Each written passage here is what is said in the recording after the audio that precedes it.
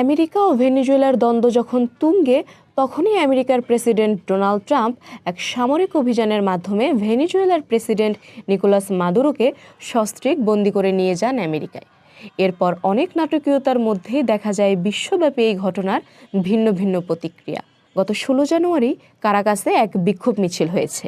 Maduro ও তার স্ত্রীর মুক্তির দাবিতে আয়োজিত এই মিছিলে মাদুরো সমর্থকেরা অংশ নেন।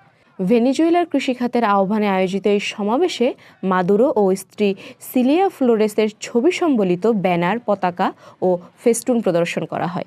বিক্ষোভকারীরা ভাইস প্রেসিডেন্টের ভবনের সামনে জড়ো হন।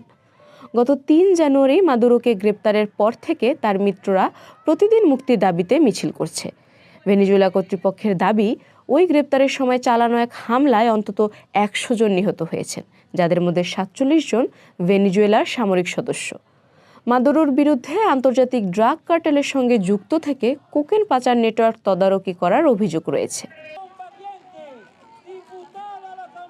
তিনি নার্কো টেরোরিজম, কোকেন আমদানির ষড়যন্ত্র এবং মেশিনগান ও ধ্বংসাত্মক সরঞ্জাম রাখার মতো 4টি ফৌজদারি অপরাধের মুখোমুখি। তবে মাদুরো দীর্ঘদিন ধরেই এই অভিযোগ অস্বীকার করে আসছেন।